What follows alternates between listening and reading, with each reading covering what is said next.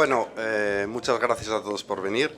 Me voy a ahorrar la relación de títulos de los presentes. Hay mucha gente muy importante. Obviamente el presidente de la República Argentina destaca sobre todos los demás, pero dados todos por saludados, esto es un acto en el que venimos a escuchar a otro argentino, a mí, y no voy a perder tiempo en presentar. Así que muchas gracias a todos los presentes.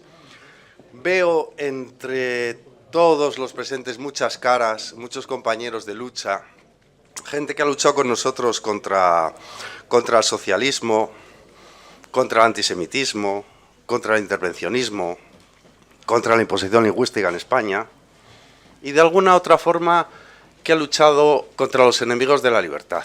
Y aquí estamos todos. Yo a todos ustedes los considero compañeros de lucha. Cada uno con lo que apoye, cada uno en lo que pueda.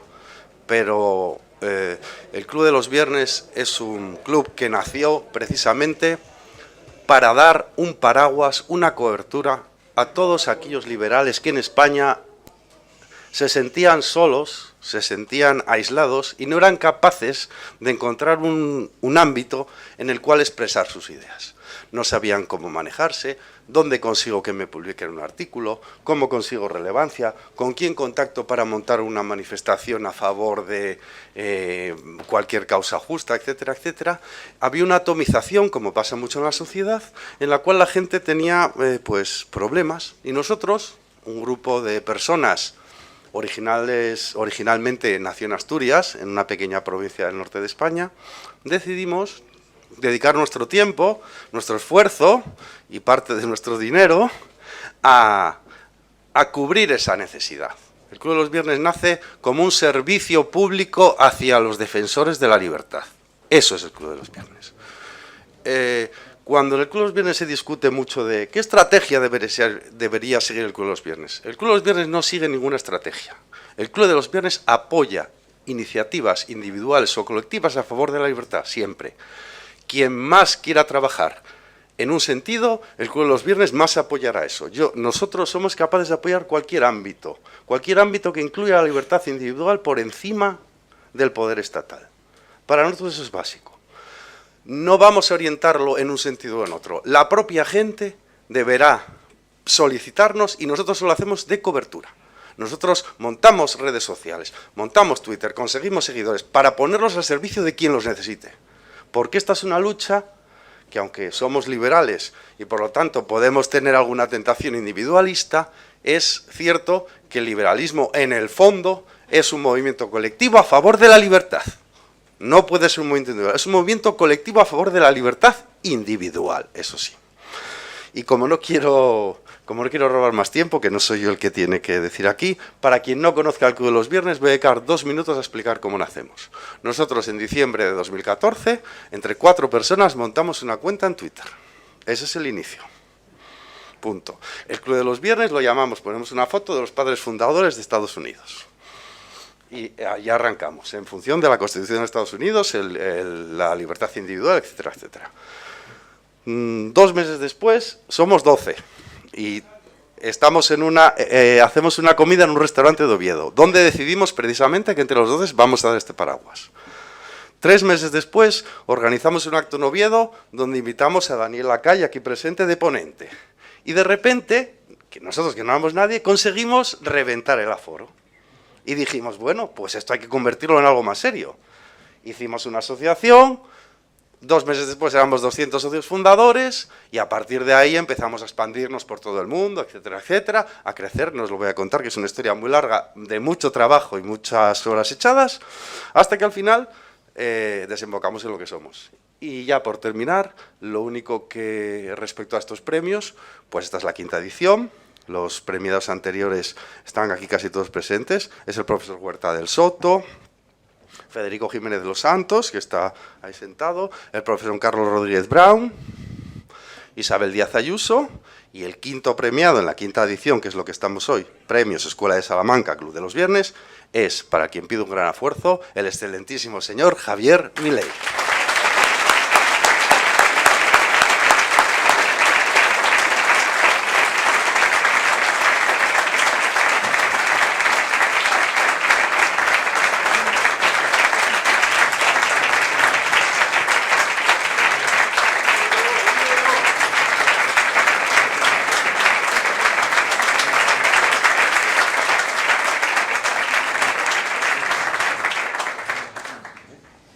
a continuación es un honor para mí presentar a nuestro siguiente orador, para lo cual haré mías, sin que sirva de precedente, las palabras de nuestro archienemigo Karl Marx.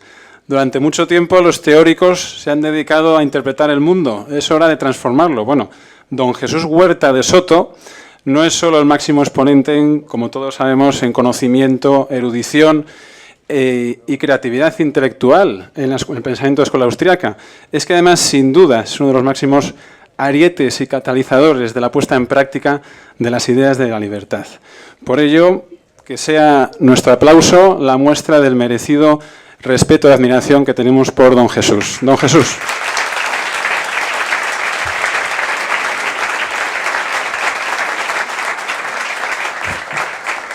Gracias a todos. Espero que me puedan escuchar incluso en los rincones más remotos de estas instalaciones tan impresionantes. Hoy concedemos el Premio Escuela de Salamanca al presidente de la Nación Argentina, pero se ha mencionado a los 4 predecesores, entre los que humildemente me encuentro, pero sin duda alguna la persona que más se merece este premio, con este nombre Escuela de Salamanca, es el presidente Javier Milei. Y mi intervención va a ir dirigida a demostrarlo. Porque el presidente Milei no es un político profesional. El presidente Milei es un profesor de economía, y además un profesor de economía que ha dominado absolutamente su materia, pero que en determinado momento entró en contacto con la Escuela Austriaca de Economía. Él lo ha explicado muchas veces, y eso supuso un giro radical en su vida académica. Y entró gracias, también lo ha explicado él, a un artículo que devoró en un estado de febril excitación, escrito por Rothbard, explicando la teoría austriaca del mercado, del monopolio y de la competencia. En el año 1974 se concede el Premio de Economía a Hayek, y eso supuso un revulsivo tremendo en el resurgir de la escuela austriaca. Y se organiza una conferencia ya histórica en South Royalton, en Estados Unidos, de los académicos más importantes del mundo de la escuela austriaca, y entre ellos estaba Murray Rothbard. Y Murray Rothbard presenta un papel. El artículo que presenta Murray Rothbard se titula New Light on the Prehistory of the Austrian School, es decir, nueva luz sobre la prehistoria de la escuela austriaca. ¿Y cuál es la tesis de este artículo? Pues la tesis de este artículo es muy sencilla, además lo demuestra Rothbard, que el origen de la escuela austriaca de economía se encuentra en esos grandiosos pensadores del siglo de oro español aglutinados en torno a la Universidad de Salamanca, es decir, en la escuela de Salamanca. Rothbard partía de una tradición anterior. Tenemos la obra de Marjorie Grace Hutchinson sobre la teoría monetaria y su origen en los escolásticos de nuestro siglo de oro. Y pocos años después organizamos en Madrid la primera reunión de la Mont Pelerin Society, de la que yo llegué a ser vicepresidente, y que en sus estatutos establecía la exigencia de que hubiera un entorno democrático. Hubo que esperar a que falleciera Franco para organizarla. Pues bien, en ese proceso de organización se escribió una carta a Hayek, que obra mi poder, donde dice que queda pristinamente demostrado que el origen de la idea del mercado libre y del liberalismo no está en la Escocia anglosajona, sino que es un origen católico, continental, europeo, y que el pensamiento de la libertad es básicamente un pensamiento que tiene su origen en la Escuela de Salamanca, elaborado por jesuitas y dominicos españoles. Y además dice que de su conocimiento de la bibliografía, cita a Rothbard, cita también los trabajos de Robertson, etcétera, no tiene ninguna duda de que esa es la conclusión adecuada a la que hay que llegar. El presidente Milei escribe un artículo que se titula La trampa neoclásica. Y con él me hace el honor, pues, de participar en una obra homenaje que había sido elaborada y editada por mi directo discípulo y mano derecha, ministro plenipotenciario en el ámbito académico, profesor Philip Bagus. Bien, pues la tesis, muy resumida, de este artículo del presidente Milei, La trampa neoclásica, es que en el mundo del mainstream neoclásico hay una trampa intelectual saducea en la que caen muchos. porque elaboran un fantasmagórico modelo de equilibrio, incluso lo denominan de manera rimbombante Dynamic Stochastic General Equilibrium Models, modelos dinámico-estocásticos de equilibrio. Son modelos que están poblados de seres que no son seres humanos, son pingüinos robotizados que reaccionan ante los estímulos del mundo exterior. Y entonces estos colegas míos, que son mayoritarios en la academia, desarrollan esos modelos fantasmagóricos, lo comparan con la realidad y cuando no coinciden dicen o concluyen que es la realidad la que está equivocada y no los modelos. Y por tanto, prima facie, lo que hay que hacer es recurrir a Papá Estado para que fuerce y manipule la realidad y la lleve hacia esos hipotéticos modelos que solo existen en sus enfermizas mentes matemáticas. Esta es una idea clarísima, contundente, acertadísima, pero que tiene su origen en nuestros escolásticos del siglo de oro español. Porque ya en el año 1643, el cardenal jesuita español Juan de Lugo se pregunta: ¿se puede llegar a conocer el precio de equilibrio? Y llega a la conclusión de que depende de tan gran cantidad de circunstancias de tiempo y lugar, continuamente cambiantes, que solo Dios podría llegar a conocerlo. Literalmente, porque escribían en latín, decía pretium justum mathematicum licet soli deo notum. Llamaban precio justo matemático de las cosas, el precio de equilibrio. Esto fue en el año 1643. Pero pocos años antes, otro cardenal jesuita español, Juan de Salas, todavía profundizaba más y decía: es posible que los gobernantes, los académicos, que cualquiera pueda llegar a hacerse con la información específica que los agentes económicos manejan en el mercado.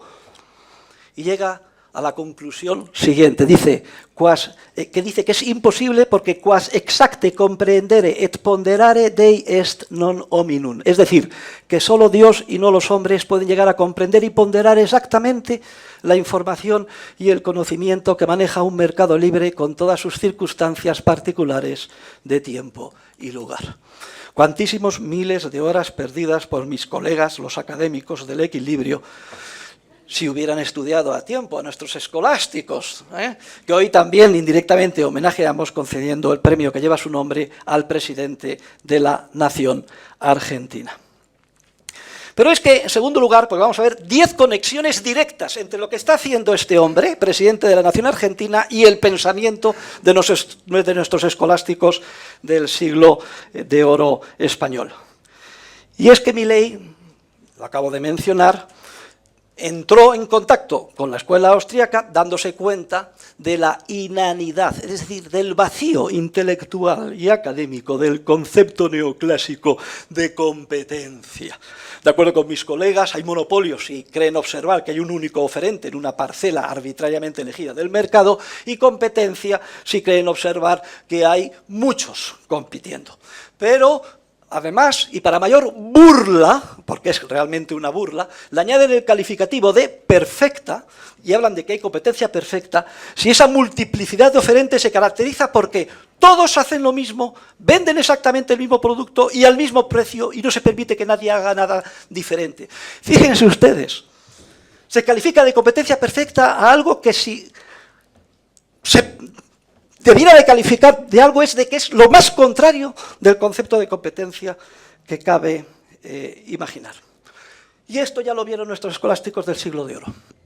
Tenemos el caso de Luis de Molina, que ya en el año 1597 dice que la competencia es un proceso dinámico de rivalidad, obviamente. Ellos utilizaban en latín el término concurrentium, concurrentia, es decir, concurrencia. Y tenemos el caso perfectamente descrito de Jerónimo Castillo de Bobadilla. Jerónimo Castillo de Bobadilla escribe un manual que se titula Política para corregidores. Los corregidores eran las autoridades locales en el siglo XVI.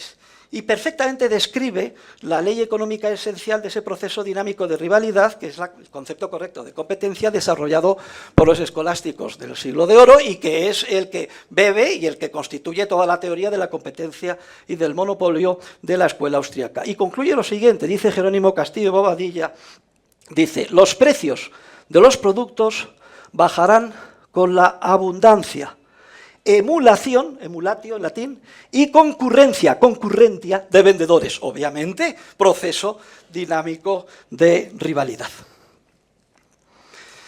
También los escolásticos del siglo de oro hacen una contribución esencial, porque es que toda la economía, toda nuestra ciencia entra en un callejón sin salida por culpa de esos pensadores errados que tienen su origen en Adam Smith y que luego desarrollan la escuela clásica de economía. Y digo que son errados y que han hecho un daño enorme, no solo a nuestra disciplina, sino a la humanidad, por haber reintroducido la teoría objetiva del valor. Cuando ya nuestros escolásticos del siglo de oro habían dejado perfectamente claro que el valor es algo subjetivo.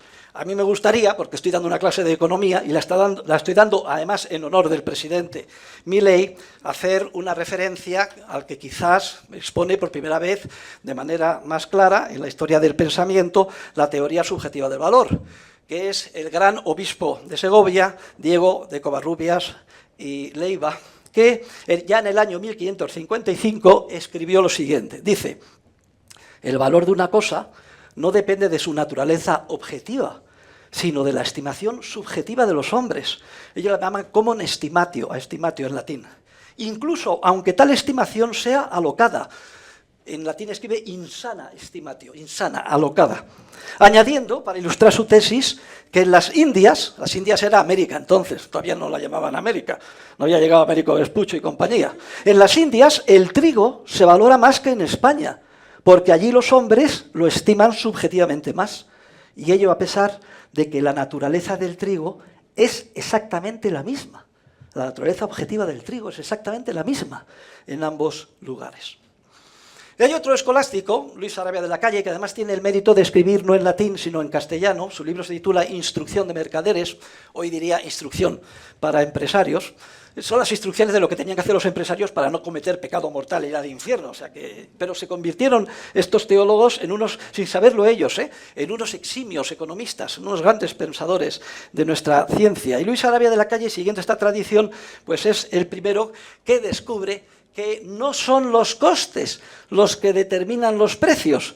Error gravísimo de los economistas neoclásicos que tienen su origen en Adam Smith, que solo se fijaba en un hipotético precio natural de equilibrio a largo plazo con ajuste perfecto. Ahí, claro, por definición, precios y costes coinciden y llegar a la conclusión de que, por tanto, son los costes los que tienen los precios es casi dar un paso pequeñísimo, pero que supone cruzar un abismo, que es un error gravísimo desde el punto de vista científico. Porque ya Luis Sarabia de la Calle dijo clarísimamente, los que miden el justo precio de las cosas, según el trabajo, costes y peligros del que trata o hace la mercadería, yerran mucho, porque el justo precio nace de la abundancia o falta de mercaderías, de mercaderes y dineros, y no de las costas, trabajos y peligros.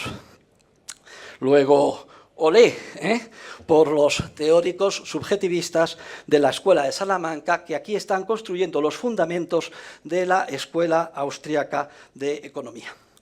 Pero vamos a otra conexión, y esto es importante porque el presidente Milei, los argentinos, todos los que le seguimos en el mundo, pues somos conscientes de la inmensa labor que hace y de su contribución en la batalla cultural, pero no somos conscientes de que el background, lo que está detrás, es el pensamiento de la Escuela de Salamanca, del siglo de oro español, y por eso eso tiene que quedar bien establecido y claro hoy. El presidente Milei repite una y otra vez que la inflación es siempre y en todo lugar un fenómeno monetario. ¿O no es así? Una, otra, a los Kicillof de turno, a todo el mundo. Bien. Bueno, pues esta es una idea también claramente escolástica, porque estos grandes pensadores del siglo de oro español fueron testigos de primera mano del fenómeno que supuso la llegada masiva de metales preciosos a España como consecuencia del descubrimiento de América. La llegada masiva de metales preciosos, el crecimiento monetario es un regalo envenenado. Fue el principal motivo por el que España quedó convertido en un erial.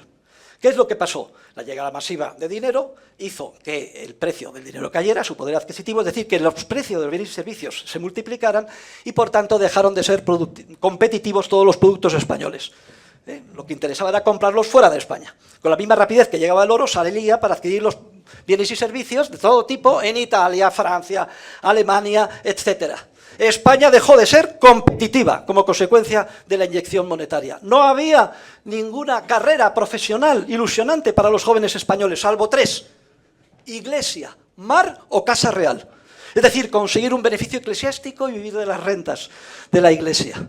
Mar, cruzar el océano a probar suerte en la recién descubierta América, o casa real, servir al rey en los tercios de Flandes. Y claro, como testigos de primera mano de ese fenómeno inflacionario, muy parecido al que luego hemos experimentado posteriormente en el resto del mundo y concretamente en Argentina, pues tenemos que el gran doctor Navarro, que es como se le llamaba a Martín de Azpilicueta, que por cierto fue primo de San Francisco Javier, explica clarísimamente el fenómeno. Por cierto, no fue desde el punto de vista intelectual el primero, pero sí el que con más detalle lo articula, porque hay antecedentes tanto en Nicolás Oresme, en Bodin, o sobre todo en Copérnico, en su obra de Monetae Cudendae Ratio. Pero fíjense cómo escribe lo que dice en su comentario resolutorio de cambios el doctor Navarro Martín de Azpilicueta en el año 1556. Dice: en Francia, donde hay menos dinero que en España, vale mucho menos el pan, vino, paños, manos y trabajos.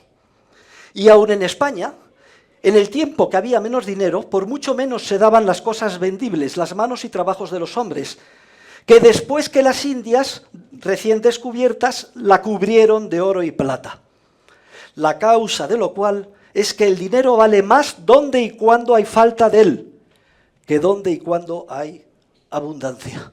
Está perfectamente explicada, digamos, la teoría cuantitativa del valor. Pero hubieran cometido un grave error, el mismo que cometen los monetaristas hasta Friedman hoy en día, si se hubiera quedado en la teoría cuantitativa del dinero, que sí tiene un fondo de verdad y es importante que la gente no lo olvide, pero no es lo más importante del daño que hace la inflación. Porque más que generar un aumento o variación en un supuesto nivel general de precios, como si fuera el nivel de una piscina, lo que genera la inflación es una revolución en los precios, que distorsiona completamente la asignación de recursos y genera burbujas especulativas que tarde y temprano se revierten en forma de profundas crisis. Y eso es algo que no pueden entender los teóricos neoclásicos cuantitativistas, llegando hasta Chicago, porque carecen del conocimiento de la teoría del capital desarrollado por la escuela austriaca y que supone ese puente de comprensión entre el lado monetario y el lado real de la economía.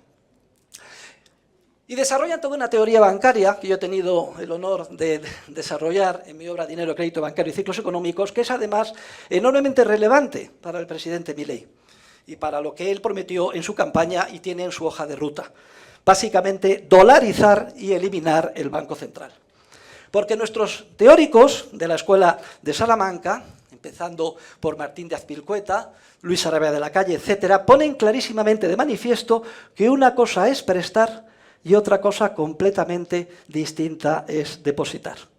Y que los banqueros, cuando se apropian del dinero que se les ha depositado a la vista, cometen un grave pecado mortal y van al infierno.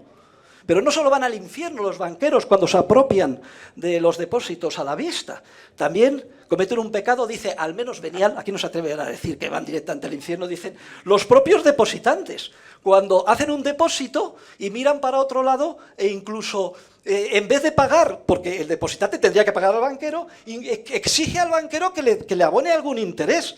Aquí es divertidísimo. Luis Sarabia de la Calle dice: estos depositantes que miran para otro lado son semejantes a aquellos que entregan a su casta hija al lujurioso para que la cuide. Y en vez de pagarle al cuidador, le exigen al lujurioso: oye, abóname algún dinero. Dice Luis Sarabia de la Calle: ¿qué creen ustedes que va a hacer el lujurioso con la hija? Pues exactamente es lo que hacen los banqueros. Bueno, pues también, no al infierno, pero por lo menos unos años en el purgatorio sí que los depositantes tendrían que ir. Porque luego esos depositantes, cuando hay un corralito corralito y no pueden encontrar su dinero son los primeros en llorar y saquear las tiendas. Pero bien contentos que estaban cuando les estaban abonando un interés en depósitos a la vista en dólares al que no tenían ningún derecho desde el punto de vista del derecho de propiedad. Y es que además nuestros escolásticos descubren que cuando la banca actúa ilegítimamente con un coeficiente de reserva fraccionaria, generan un sistema profundamente inestable, pero lo que hacen es convertirse en una máquina de crear dinero en forma de medios fiduciarios. Yo deposito, el banco se apropia, pagan con eso los que reciben el préstamo, vuelven a depositar y así sucesivamente. Es el principal mecanismo de creación monetaria que existe hoy en día, el ejercicio ilegítimo, como demuestran nuestros escolásticos, de la banca con reserva fraccionaria. Y al final resulta que solo una fracción pequeña del dinero que utilizamos los seres humanos está plasmada en dinero de verdad. Lamentablemente, en el caso europeo, pues en euros, o en dólares, o en pesos, o en lo que sea. Lo digo aquí porque iba a traer para ilustración esta porquería, estos papelitos. Las 9/10 partes del dinero que utilizan los seres humanos no son sino apuntes contables de los bancos que son resultado de ese proceso de generación de medios fiduciarios. Fíjense qué listo era Luis de Molina, lo denomina kilografis pecuniarum, dinero escriturario, al dinero que genera de la nada la banca a través de este proceso de apropiación indebida de los depósitos de sus clientes. Y Luis Arabia de la Calle, además, tiene una proto-teoría austríaca del ciclo económico, porque explica que este fenómeno de apropiación de los depósitos genera inicialmente una burbuja con prosperidad artificial, pero que tarde o temprano todo se va al traste, como dice también Tomás de Mercado, una especie de teoría austríaca del ciclo. Entonces, ¿cuál es la solución que proponen nuestros teóricos? Pues muy simplemente cumplir los principios que la moral y el derecho, desde el derecho romano, exigen en relación con el depósito a la vista, es decir, que el depositario, el banquero que recibe el dinero, tenga que mantener en todo momento la integridad del tantundem, se dice en derecho romano, el equivalente en cantidad o calidad a lo depositado en todo momento, que eso en términos de teoría económica se denomina un encaje o un coeficiente de caja del 100%.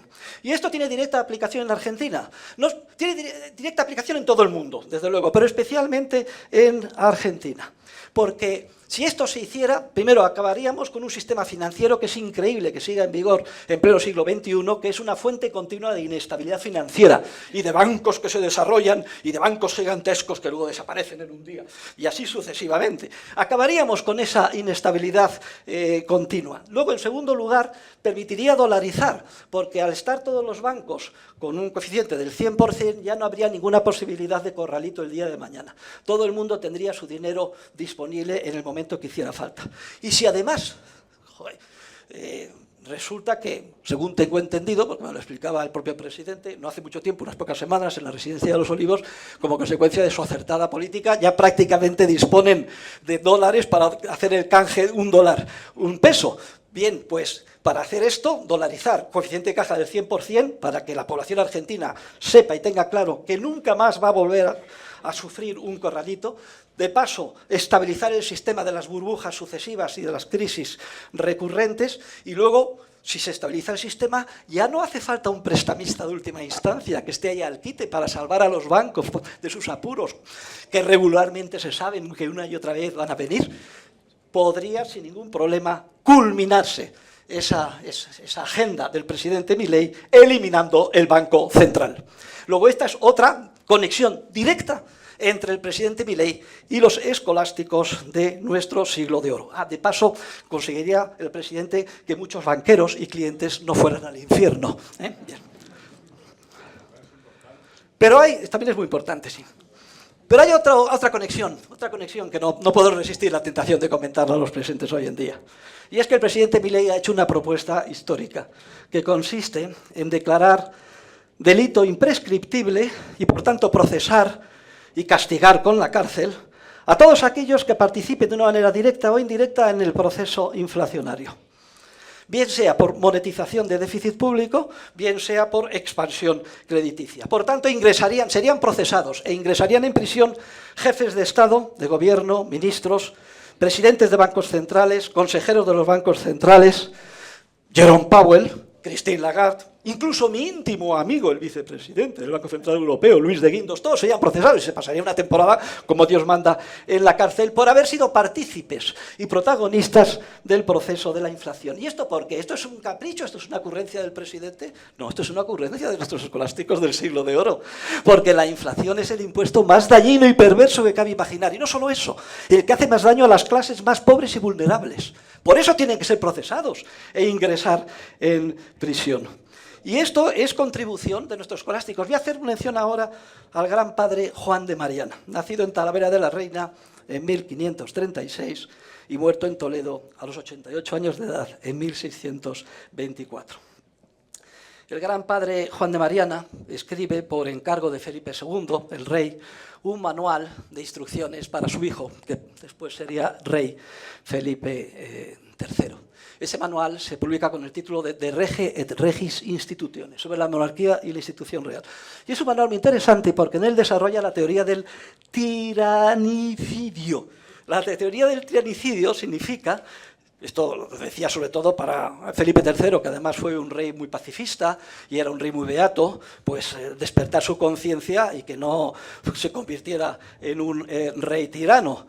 La teoría del tiranicidio, por cierto, vamos a hacer que una salvedad. Esta teoría ya había sido desarrollada antes de Juan de Mariana, pero él no podía citar quiénes lo habían desarrollado, porque habían sido todos proscritos y condenados. Fueron esos héroes de la libertad que fueron los protagonistas de la primera revolución libertaria en el mundo, que fue la revolución de los comuneros de Castilla contra el rey tirano Carlos V de España.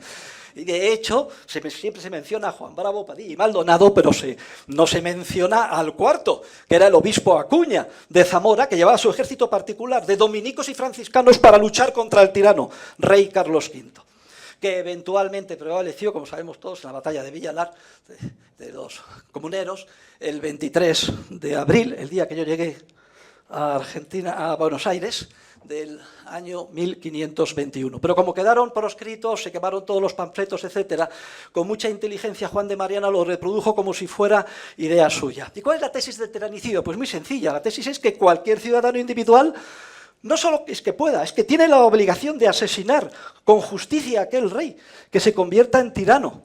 ¿Y cuál es el tirano? Describe lo que es el tirano, da una serie de descripciones, dice que es tirano aquel, punto número 1, que impone impuestos a los ciudadanos sin su consentimiento.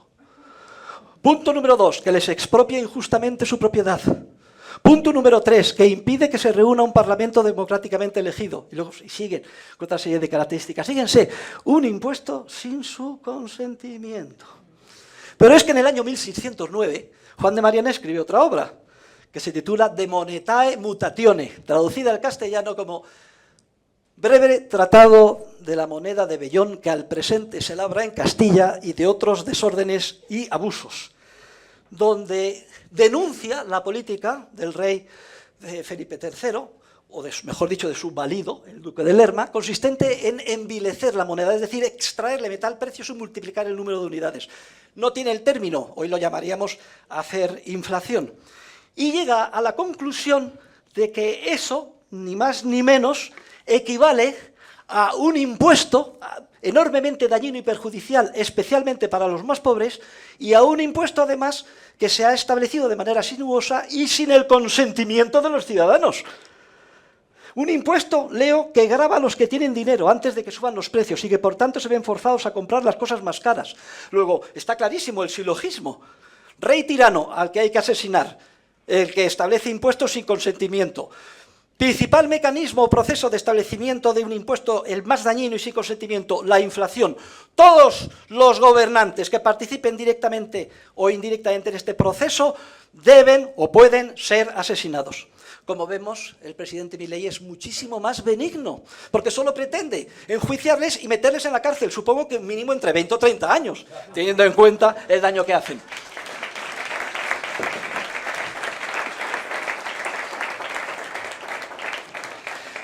Pero es que además, y para todos los que me escuchan, Vamos a hablar de la famosa motosierra, sobre todo porque tengo una bellísima fotografía que me hice con el presidente Milei en la Casa Rosada, y me acuerdo pues que tenía media cara quemada porque había estado ahí al sol en el funeral del pobre Papa Francisco, que en paz descanse, y le estaban maquillando para no tener la cara de dos colores, pero luego al final ya fuimos, nos hicimos la foto, fue así, ¿no? La foto con la famosa motosierra que ya se ha convertido legendaria y de la que vamos a hablar, porque hay que meter la motosierra en todos lados, ¿verdad que sí, señor embajador? En todos lados hay que meter la motosierra. Pero resulta que la motosierra también es de origen escolástico, como vamos a demostrar ahora. La motosierra es escolástica. Y la motosierra es escolástica en dos ámbitos, en el ámbito regulatorio y en el ámbito de la reducción del gasto público. Vamos a empezar por el ámbito regulatorio. Miren, el año 2023... en España se publicaron 1.350.000 páginas de regulación entre todos los boletines oficiales del Estado, comunidades autónomas y ayuntamientos. El 47% de este 1.350.000 páginas son datos oficiales de la ABC, que tiene un seguimiento de esto. El 47% tenía su origen en la Unión Europea. Y hay una especie de inflación o borrachera legislativa que es lo que ha hecho que Europa haya dejado de ser competitiva. Hasta el propio Mario Draghi ha tenido que reconocerlo. No podemos hacer nada ni ser competitivos con esta absurda regulación. Y la presidenta de la Comisión, von der Leyen, dicen sí. He recibido el mensaje, ya he dado orden a todos mis funcionarios de reducción de un 25% lineal en todas las regulaciones. Hay que ser germana, para tomar, con todos los... pidiendo disculpas a mi dialecto, porque el 25%, porque no el 30, el 40, el 50, en unos casos sí, en otros casos no, ya veríamos, había que analizarlo. Pero vamos a ver qué dice el padre Juan de Mariana. En una obra, yo tengo la primera edición, se publicó póstuma, es su tratado sobre las enfermedades de la compañía. La compañía es la compañía de Jesús. Dice el padre Juan de Mariana lo siguiente, y cito literalmente, dice: es gran desatino que el ciego, es decir, el Estado, quiera guiar al que ve. Y añade que los gobernantes no conocen las personas, ni los hechos a lo menos, con todas las circunstancias que tienen, y de los cuales pende el acierto. Forzoso es se caigan yerros muchos y graves, y por ello se disguste la gente, y menosprecie gobierno tan ciego. Y concluye que es loco el poder y mando, y que cuando las leyes son muchas en demasía, 1.350.000 páginas, y como no todas se pueden guardar, ni aun saber, a todas ellas se pierde el respeto. Y es gran mérito del presidente Milei haber creado un ministro de desregulación, un ministerio de desregulación, al frente del cual se encuentra el doctor Sturzenegger, que por cierto me dio un abrazo muy grande después de mi incendiario discurso anarcocapitalista en la Casa Rosada. Yo me quedé desilusionado, digo, esto va bien, oye. Pues hay un ministerio de desregulación, que además me parece que me comentó el presidente Milei que tiene una media de 4 desregulaciones al día y que llevaba 1000 y pico, o sea, a un ritmo tremendo, y que se ha convertido además a nivel mundial en un modelo a seguir por todos. Ahí están, tenemos el caso, no sabemos cómo terminará, de Elon Musk y incluso la presidenta de la Comisión Europea, pues a ver si nombra, en vez de una vicepresidenta como la que tiene, pues una vicepresidenta de desregulación, que eso es lo que tendría que hacer, y desde aquí la recomendamos. Luego vemos cómo la motosierra, en el ámbito regulatorio, es también de origen escolástico. Luego tiene mucho mérito que 400, 500 años después lo esté llevando a la práctica el presidente de la nación argentina. Pero no solo es en el ámbito regulatorio la motosierra, también es muy importante llevarla a cabo en el ámbito del gasto, porque hay que meter la motosierra al gasto. Esto es obvio. Y aquí, si hay alguien que puede presentar una ejecutoria modélica y que no tiene precedentes en la historia, es el presidente Milei. Porque en un año y medio ha reducido el gasto público un 30%. Porque ha reducido, como ya no hay que financiar monetizando el déficit, ha reducido la inflación del 25% que había al mes a el torno al 2% ahora. Tiene ya superávit. Ha reducido en 20 puntos la pobreza, del 50 y tantos al 30 y tantos. Y la semana pasada leíamos, para asombro de todos, que incluso esa institución poblada de zurdos, que es las Naciones Unidas, se veía obligada a reconocer, por vía de la UNICEF, que más de 1.700.000 niños habían salido de la pobreza gracias a esa reducción del gasto público.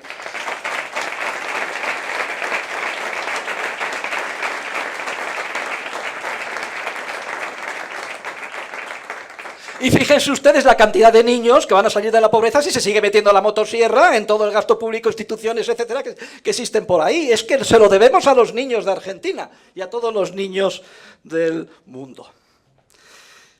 Pero voy a terminar mi intervención haciendo una referencia que quizás pocas personas conozcan, porque tenemos que ser conscientes que la influencia de los escolásticos del siglo de oro español es la que está detrás de todas las revoluciones a favor de la libertad en la historia contemporánea del género humano.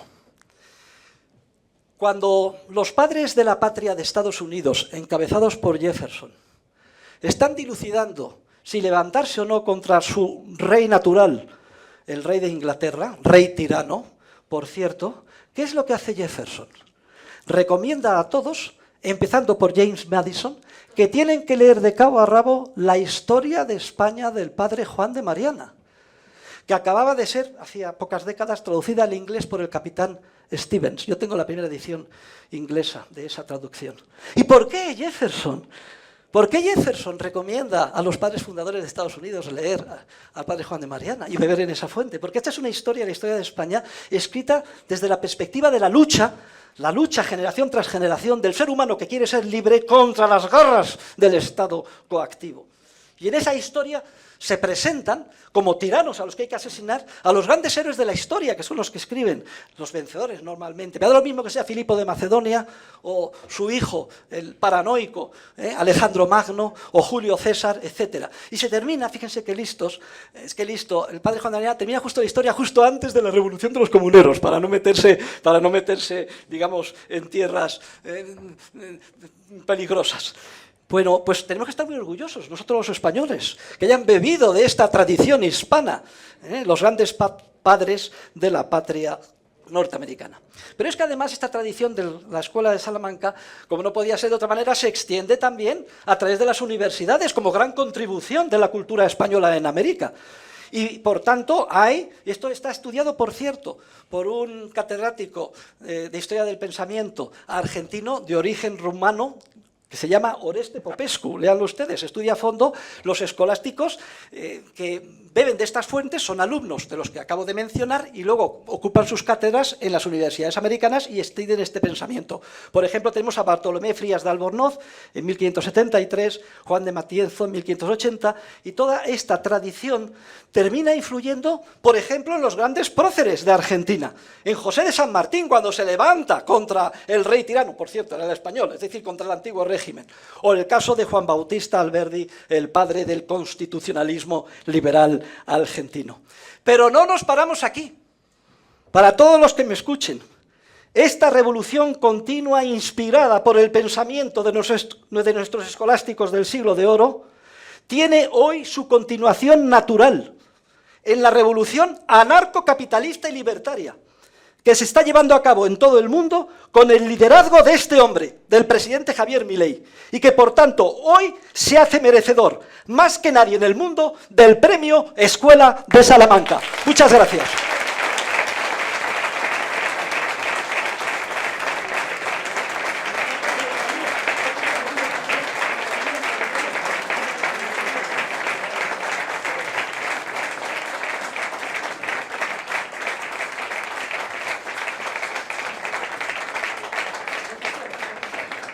Por cierto, muchas gracias, don Jesús, porque todas las copias que tenemos a nuestra disposición del que ya es bestseller La era Milei, de Philippe Backus, pues ha corrido a su costa, así que muchísimas gracias, don Jesús.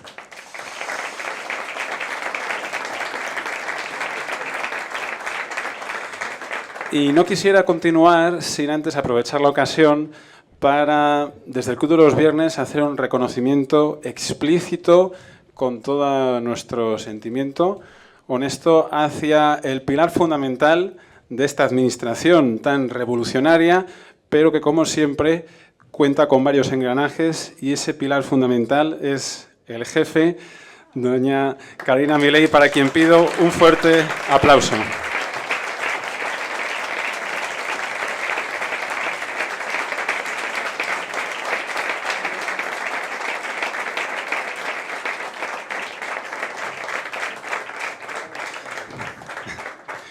Bueno, llegamos al momento culminante de este evento tan especial y para ello cedo la palabra a la persona que con tanta pasión ha llevado a cabo la tarea hercúlea y titánica de levantar este acto.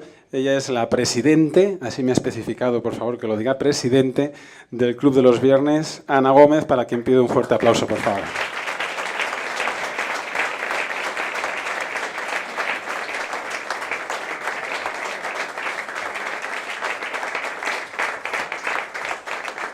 Muchas gracias a todos. Señores, señoras, excelentísimo señor don Javier Milei. En un mundo que se arrodilla frente a la mediocridad, usted decidió erguirse en pie. Donde otros piden permiso para ser libres, usted rompió las cadenas con el arrojo de las ideas verdaderas. No vino a pedir perdón por ser libre, no vino a pedir perdón ni a disculparse por defender la libertad, la propiedad, la razón o al individuo. Vino a decir lo indecible, que el Estado no es el salvador, el Estado es el saqueador. Y no lo dijo con miedo, lo dijo con la claridad de los hombres que defienden un convencimiento, que defienden unas ideas de verdad, que defienden la raíz del ser humano y la raíz del ser, porque un hombre si no es libre no es hombre. Usted es un hombre que no necesita que lo aprueben, sino que le entiendan. Como todos los que estamos aquí, que defendemos la libertad y que nos resulta tan difícil muchas veces hacernos comprender con algo tan sencillo que es un bien natural. El Club de los Viernes le entrega hoy un premio a la libertad, pero no como una concesión, sino como un reconocimiento. Porque la libertad no se mendiga, la libertad se toma, y usted la tomó. Usted no es un político, no tiene nada de político, usted es un hombre libre. Y ese es el mayor título que un ser humano puede llevar.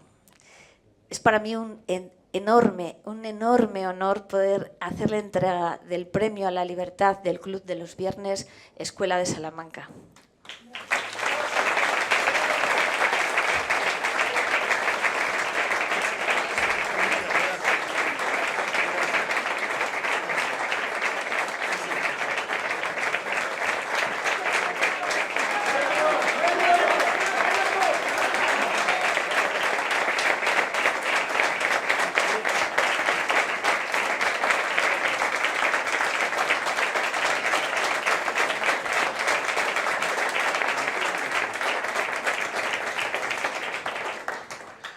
Buenas tardes.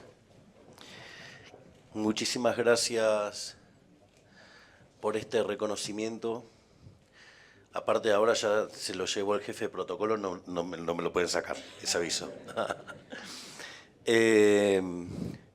Además, es un placer enorme siempre tener la posibilidad de escuchar a este coloso de la libertad que es el doctor Jesús Huerta de Soto. Y cuando iba a hacer el primer, cuando hicimos el primer intento, lo que pasa es que Argentina es un país que tiene sus complejidades, había estado pensando en armar una suerte de charla con algo así como una construcción de un árbol genealógico de la Escuela de Salamanca.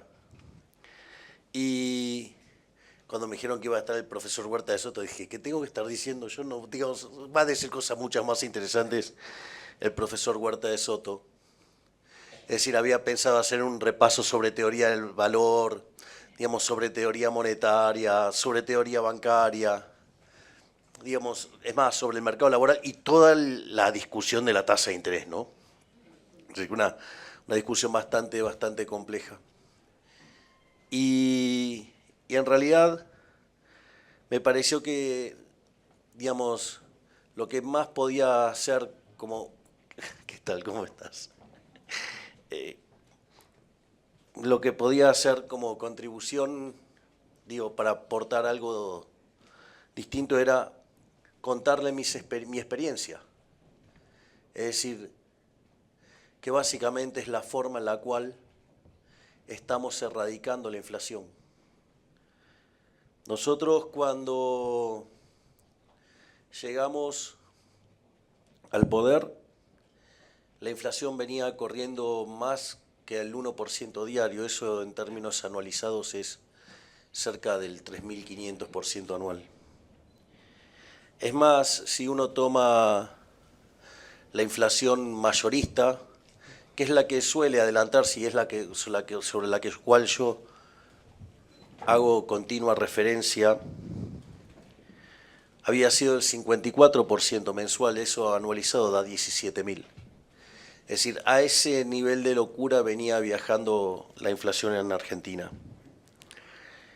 Y básicamente, tal como lo señala el profesor Huerta de Soto, yo llevaba años repitiendo una frase de Milton Friedman, pero con algunas mejoras que para los que entienden en teoría del valor son sustanciales y saben que solamente el principio es de Milton Friedman, pero el resto contiene muchísima escuela austríaca y su origen en la escuela de Salamanca. El postulado es simple, es conocido, y de hecho ayer en Twitter, después de que se conociera la inflación mensual del 1,5%,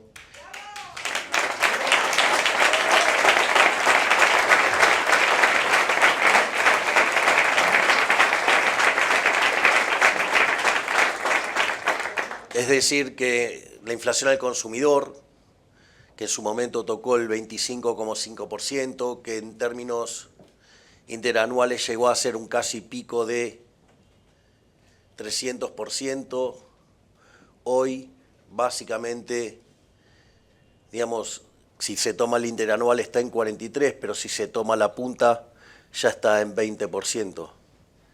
Y créanme que voy a dar ahora los motivos por los cuales va a seguir bajando y la vamos a exterminar. Y era fundamental atacar el problema inflacionario, pero claramente, como dice nuestro máximo exponente de las ideas de la libertad en la Argentina, el profesor Alberto Venegas Lynch hijo, amigo de muchos de los que están acá, dice: no hay nada más útil que una buena teoría. Y el postulado es: la inflación es siempre y en todo lugar un fenómeno monetario. Hasta ahí llega la frase de Friedman y ahí le sumamos: generado por un exceso de oferta de dinero, ya sea o porque sube la oferta, o porque cae la demanda, o ocurren las dos cosas a la vez, lo cual deriva en una pérdida del poder adquisitivo del dinero.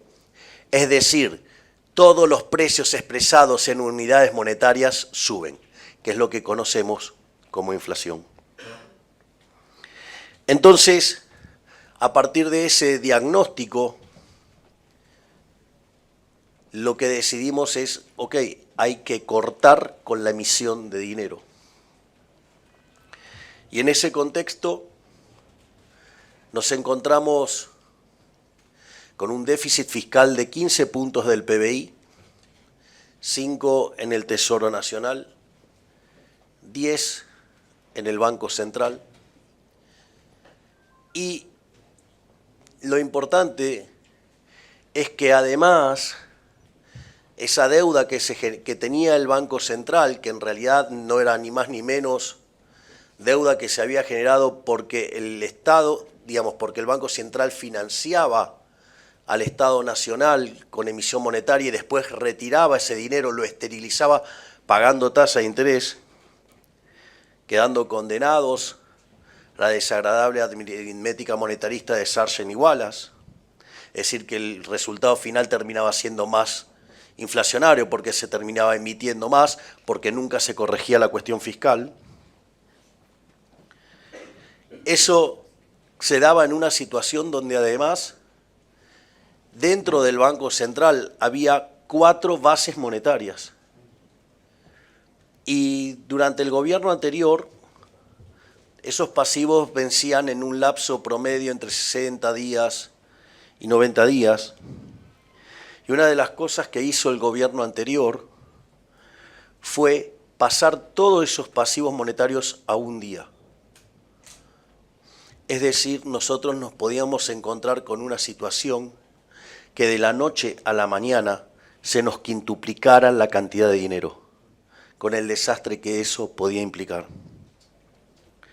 No solo eso, sino que además había vencimientos de deuda en pesos por el equivalente de 90.000 millones de dólares americanos, y que dado la relación, dado lo que era básicamente la cantidad de base monetaria en Argentina, era por lo menos entre 8 y 9 bases monetarias, más que si obviamente había que pagarle y no tenían los recursos, hubiera hecho multiplicar por 10 la cantidad de dinero. Entonces, fíjense que teníamos escondido ahí cerca de 15 bases monetarias dando vuelta.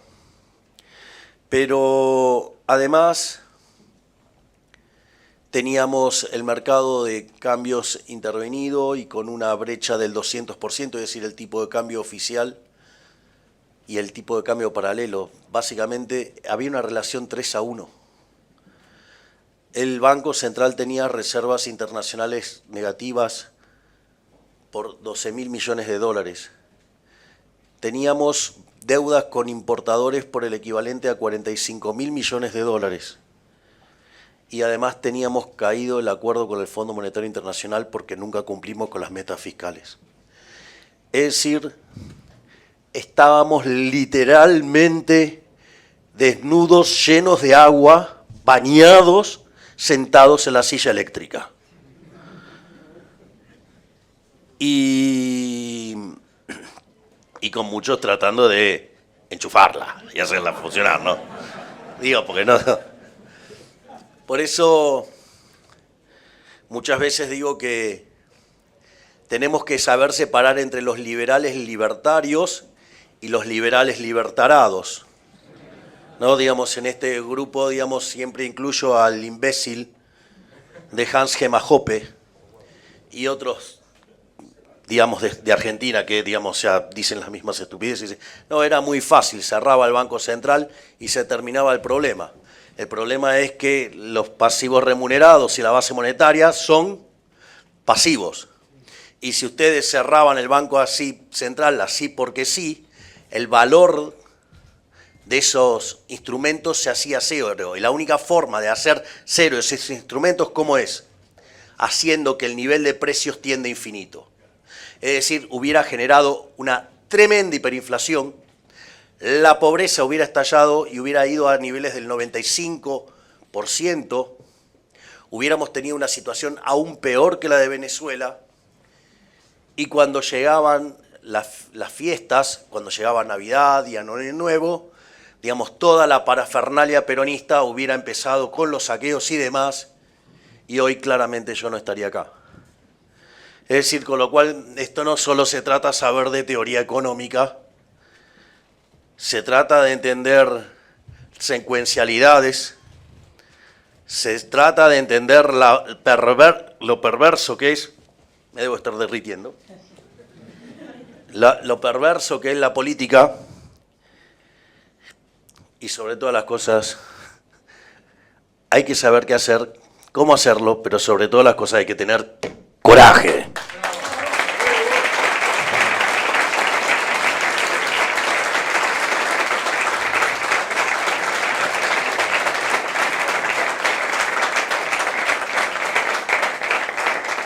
Por lo tanto, en este contexto, lo principal que teníamos que intentar era terminar con la inflación, y con eso había que terminar con la emisión monetaria. Es decir, era necesario frenar la máquina que imprimía billetes.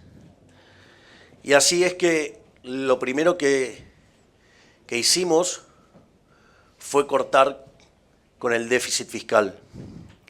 Acá es muy interesante, digamos, en una charla el doctor de Sturzenegger lo plantea de manera genial. Dice que muchas personas lo llaman, digo, si bien esta parte de la motosierra es la motosierra de Caputo, de Toto Caputo, que me puso muy feliz cuando lo nombraron el mejor ministro de Economía del mundo, cuenta que muchos lo llaman, digamos, como desde su rol de profesor en Harvard, muchos lo llaman para decirle, bueno, tengo que hacer el ajuste, y cómo hago, y qué esto, y qué lo otro. Y entonces le dice, bueno, ¿cuánto tenés que ajustar? Bueno, 5 puntos del PBI. Ok. ¿Y qué pensás hacer? Bueno, más o menos, 1 punto por año. Y le dice, ¿y usted? No, bueno, digamos, ¿qué te parece si ajustás 5 en un mes? Dice, no, eso es imposible. Bueno, es lo que hicimos nosotros, ajustamos 5 en un mes.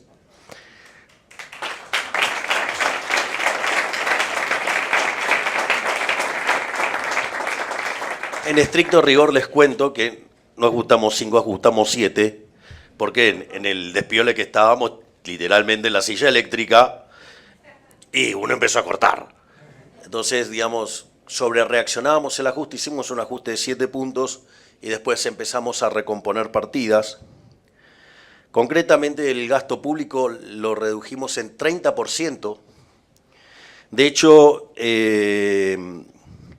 un trabajo que hicieron los ayudantes del doctor Sturzenegger dice, bueno, voy a chequear en el tiempo desde el año 40 en adelante quién hizo semejante reducción del gasto público. Y entonces dice que encontró 14 casos, pero que todos esos casos se habían dado después de una guerra. Es decir, que no hay registro histórico alguno de alguien que haya achicado 30% el gasto público sin estar en guerra. O sea, con lo cual además hicimos el ajuste fiscal más grande de la historia. Pero ese no es todo, porque teníamos también 10 puntos del PBI en el Banco Central. Entonces, nuestra primera tarea fue frenar el primer grifo de emisión, que era cortar con el déficit fiscal, y eso lo hicimos desde en el primer mes. Llevamos 17 meses continuos de superávit financiero, es decir, no solo en el operativo, sino que además pagamos los intereses. Y en ese contexto, el riesgo país, que estaba en torno a los 3.000 puntos básicos, hoy está buscando romper los 600 puntos básicos, es decir, hay una drástica caída de la tasa de interés como consecuencia de la reducción del riesgo país. Por lo tanto, la segunda fase del programa consistía ahora en terminar con el déficit cuasi fiscal.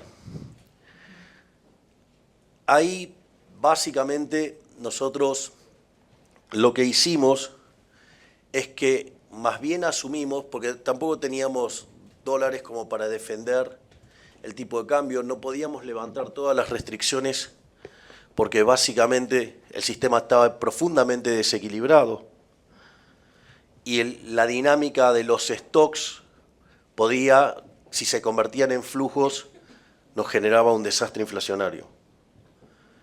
Entonces, lo primero que hicimos fue corregir el tipo de cambio, y al hacer saltar el tipo de cambio, la expectativa de devaluación desapareció, y eso nos permitió arbitrar la tasa en pesos y en dólares, que si bien era positiva en términos de dólares, en términos reales de pesos era negativa. Digo esto porque el Fondo Monetario Internacional y muchos economistas domésticos decían que había que subir la tasa de interés, y si nosotros subíamos la tasa de interés, solo si hubiéramos seguido, por ejemplo, la inflación minorista del primer mes, o sea, ya al mes siguiente no teníamos 4 bases escondidas en el central, si no hubiéramos tenido 5, así que imagínense, digamos que eso no hubiera terminado bien. Entonces nosotros, ¿qué hicimos? Dijimos, ¿qué haría el mercado? Arbitraría acá la tasa. Y eso fue lo que permitió ir licuando en parte la deuda del Banco Central, mientras que los que estaban en esas posiciones seguían ganando en dólares.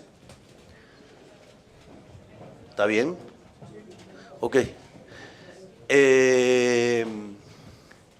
Pero no solo eso, esa deuda nunca tendría que haber estado en el Banco Central, porque esa deuda se generaba básicamente porque el Estado, digamos, le daba letras intransferibles y se llevaba dólares al Banco Central, o alternativamente le pedía adelanto de utilidades o demás aberraciones o transferencias, y eso hacía que para financiar al fisco. Y en realidad, y después el Banco Central rescataba ese dinero pagando tasa de interés. Es decir, que era una forma indirecta de endeudamiento del Tesoro Nacional. Entonces esa deuda nunca debería haber estado adentro del Banco Central. Debería estar en cabeza del gobierno.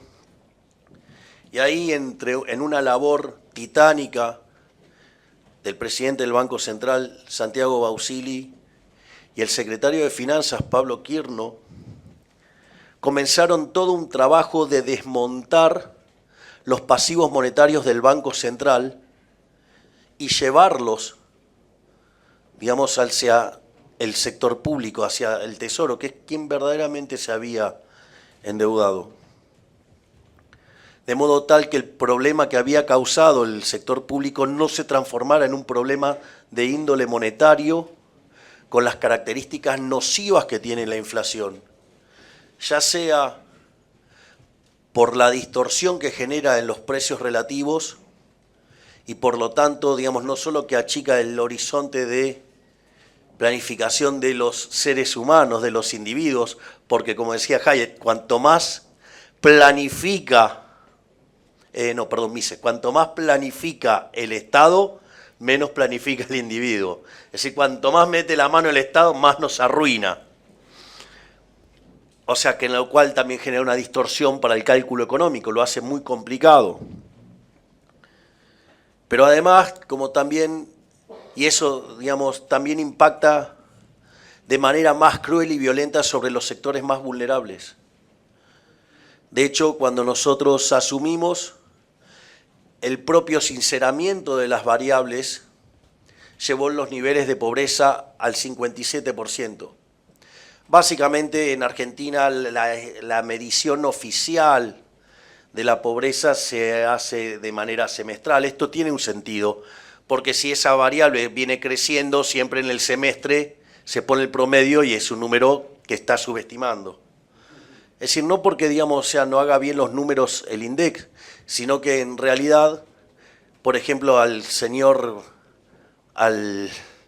soviético, al comunista de la provincia de Buenos Aires, porque en un momento le parecía, eliminó la estadística porque le parecía estigmatizante. Es interesante porque los medios de comunicación, por eso cuando lo vi acá a Wall Street Wolverine, digamos, me dio mucha alegría porque él tiene una frase maravillosa que dice: no odiamos lo suficiente a los periodistas.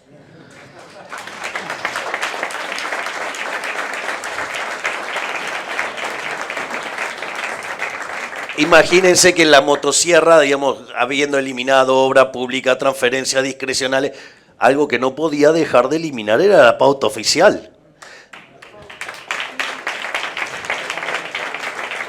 Así es que si ven que en alguna basura mediática argentina dicen que maté a Kennedy, es falso, porque, digamos, yo nací en el año 70. Pero entonces, básicamente, lo interesante es que nosotros, al bajar el riesgo país, pudimos empezar a hacer toda esta transferencia de deuda. Y lo más interesante es que, estaba con el tema de la pobreza, pero también hay otro tema que es importante. Cuando ustedes, que no está contemplado en la pobreza, en la medición, porque ustedes tienen los precios, digamos, de que había controles de precios. Entonces a ustedes les quedaban los controles de precios y tenían esos precios marcados. Pero ¿cuál es el problema? Que ustedes iban a la góndola y el bien no estaba. Entonces ya estaba subestimada la pobreza, porque no estaba, digamos, no estaba el efecto de la escasez, de que ustedes iban a buscar el producto no estaba y consecuentemente tenían que comprar otro que sí era más caro, o la distorsión de que ustedes modifican su sendero o su patrón de consumo a la luz de las distorsiones de los controles de precios, porque van desviando el consumo. Y obviamente que cuando nosotros sinceramos todo eso, la pobreza fue el 57%. Ahí sí las basuras mediáticas dijeron que la pobreza la habíamos hecho subir al 57%. Después, cuando el número empezó a caer, evidentemente ya no sirve más las mediciones ni privadas, ni mensuales, ni nada. Solo sirve contra donde la mejora es peor. Pero para que, digamos, o sea, le siga doliendo más a la basura mediática, porque son cómplices de los políticos ladrones, hoy la pobreza está debajo del 35%. Bajamos la pobreza en 22 puntos porcentuales.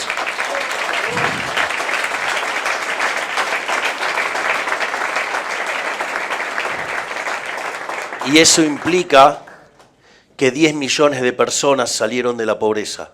Es decir, que nosotros, los desalmados, los insensibles, los malos de la película de los liberales libertarios, justamente favorecimos con mayor fuerza a los que menos tienen, sacando a 10 millones de personas de la pobreza.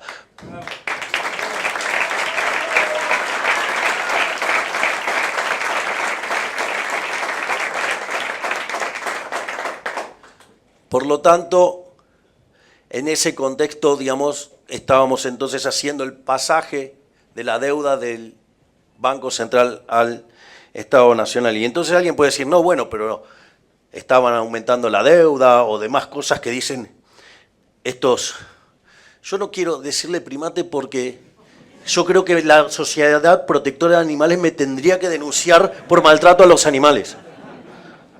Es decir, crean que tengo que hablar con simios que creen que rolear la deuda es tomar deuda.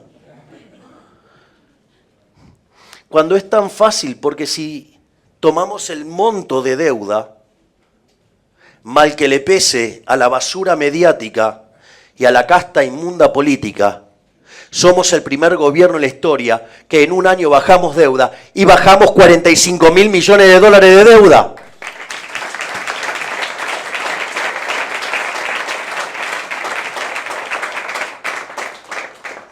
Es cierto que parte porque la licuamos, digamos, con esto del arbitraje de las tasas, pero también es cierto que 25.000 millones de dólares lo pusimos cash. Entonces, allá por mediados del año pasado, se terminó de limpiar el Banco Central. Y si ya parecía mucho hacer un ajuste fiscal de 5 puntos del PBI, imagínense entonces que en 6 meses concretamos un ajuste fiscal de 15 puntos del PBI, haciendo el ajuste fiscal más grande de la historia de la humanidad.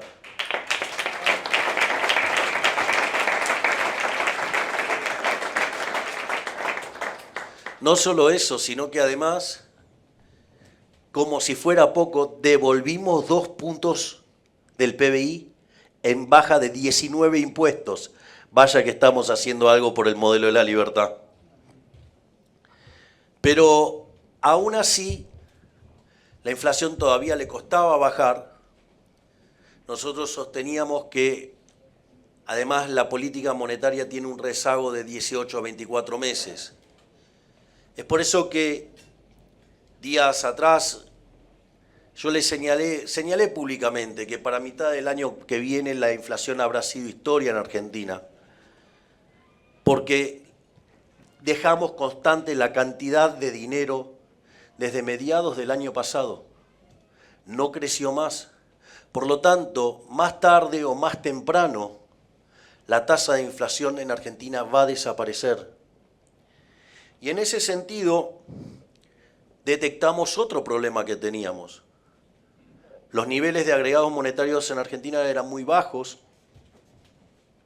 Es decir, la base monetaria en términos del PBI debería oscilar entre 10 y 15 puntos del PBI y estaba en 2,5.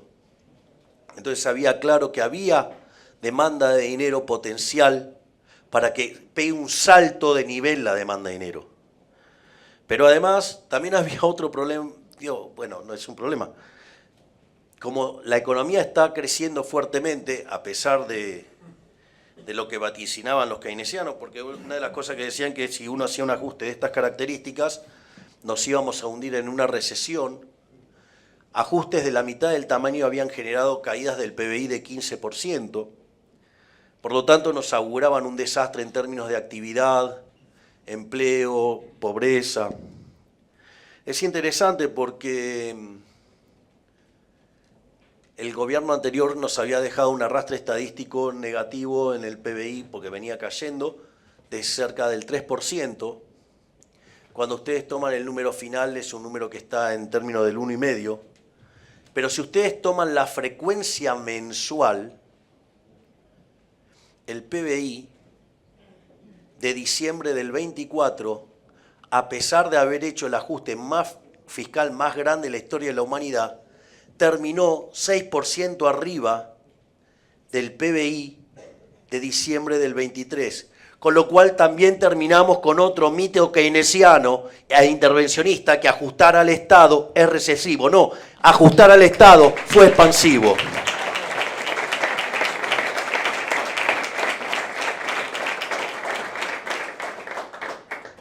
Entonces, frente a esa situación de que se tenía que recomponer la demanda de dinero porque la inflación estaba bajando, que la economía está creciendo, de hecho, entre abril y diciembre la economía se expandió 10%, en el primer trimestre se expandió al 6%, en el segundo trimestre lo está haciendo al 8%. Está claro que dada la cantidad de dinero fija vamos a tener un problema, porque me está creciendo mucho la demanda de dinero y tengo la cantidad de dinero fija, la base monetaria la tengo fija. Entonces, mientras que haya sobrante monetario fruto de lo que eran las intervenciones del Estado Nacional, de controles de cambio, del tipo de cambio y demás, y controles de precios, recomiendo enfáticamente ver el capítulo monetario de El hombre, la economía y el Estado de Rothbard. Describe el money overhang a la perfección, con lo cual Dios se los dejo como una linda tarea para hacer. Entonces, de hecho, el sobrante monetario que teníamos era por lo menos el doble del que habíamos tenido en el Rodrigazo en 1975, cuando la tasa de inflación se multiplicó por 6. Y en ese sentido, es decir, mientras que hubiera money overhang, nosotros podemos seguir manteniendo esta tendencia de cantidad de dinero fija, digamos, y demanda de dinero creciente, porque se va absorbiendo ese money overhang, ya sea parte por precios y parte por cantidades. El problema radica en cuanto ese número llega, se agota el money overhang, la inflación se hace cero y Argentina tiene que empezar a transitar la deflación, pero con una estructura contractual no adecuada a eso. Digo, yo cito hasta el cansancio, se me debe haber acalambrado por lo menos 20 veces la lengua, digamos, citando al hermoso libro de Philippe Bagus defendiendo la deflación, pero la estructura contractual está ahí. Y la silla eléctrica, digamos, hay gente siempre dispuesta a encenderla. Entonces, básicamente decíamos, bueno, ¿cómo hacemos para que las personas empezaran a utilizar los dólares? Argentina es un país que tiene hoy, para que se den una idea, 10 bases monetarias fuera del sistema. Es decir, los dólares que sacaron del sistema los argentinos equivalen a 10 bases monetarias. Porque en el fondo la cantidad de dinero dentro de la economía la determinan los individuos. Porque en el fondo la demanda de dinero es una demanda derivada que es un espejo de lo que pasa en el mercado de bienes. Consecuentemente, la cantidad real de dinero en una economía la determinan los individuos. Y no hay nada mejor que la monetización de la economía la hagan los propios individuos. Entonces, en ese contexto nosotros lanzamos la primera etapa, la dolarización endógena. Es decir, una etapa donde la gente podía empezar a hacer todas sus transacciones en moneda extranjera. Es decir, ustedes pueden hacer todas las transacciones en la moneda que quieran en Argentina. Sin embargo, no funcionó. La gente no las hacía, seguía usando los pesos.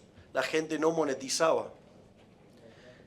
Entonces, otra de las cosas que nosotros dijimos, bueno, acá tiene que jugar un rol fundamental también eliminar el cepo.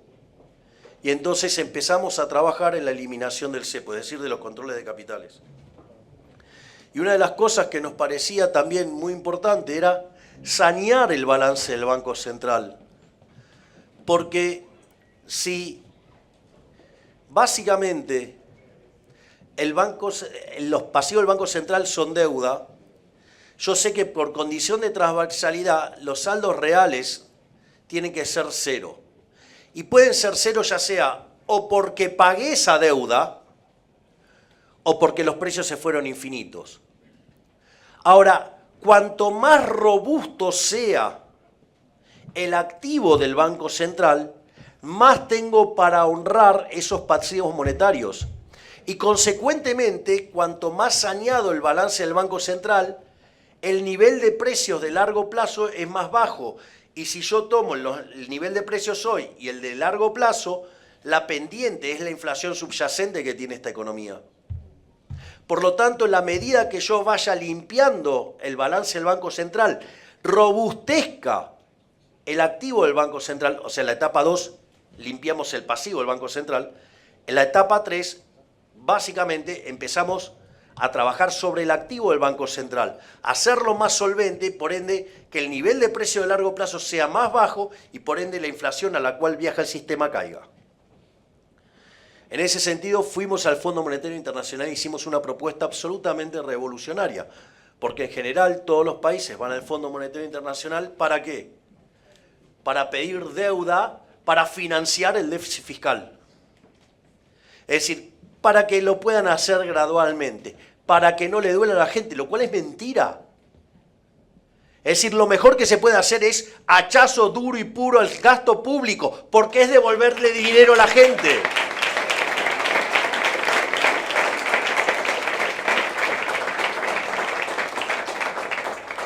Entonces, fuimos al Fondo Monetario Internacional y pedimos armar un paquete para sanear el balance del Banco Central, para sanear el activo del Banco Central, para que esos pesos que tiene en el bolsillo cada argentino de bien empiece a tener una contraparte de valor, que tenga valor, que no sea un papel pintado.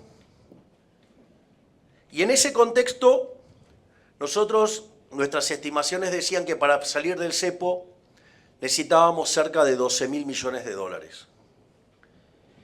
Y como tanto el Toto Caputo como yo somos muy aversos al riesgo, porque afuera es fácil, pero con la silla eléctrica digo, no es tan fácil. Entonces, ¿qué dijimos? Vamos a ir a un esquema de banda, pero abrimos si nos dan 15.000 millones de dólares. De modo tal que pudiéramos entregar, pudiéramos comprar pesos con dólares por el equivalente de 3.000 millones de dólares. No es trivial la terminología, si ustedes se fijan, estoy usando una terminología distinta, porque otros dirían, venderíamos 3.000 millones de dólares, pero estoy diciendo otra cosa. Estoy comprando pesos, porque lo que estoy diciendo es, yo quiero dejar constante la cantidad de dinero. Quiero terminar con la estafa del señoriaje. Porque la cuestión no es que el impuesto inflacionario sea cero. Eso es una mentira. Porque entonces si yo tengo crecimiento de la demanda de dinero y lo acompaño con crecimiento de la oferta, entonces los precios, no suben. Es cierto, pero estoy estafando a la gente. ¿O acaso, no estoy emitiendo dinero? Si no estuviera el Banco Central emitiendo dinero, habría habido sana deflación. La deflación por crecimiento. Y ahí está el monto de la estafa. Por lo tanto, hay que dejar terminantemente prohibido emitir dinero.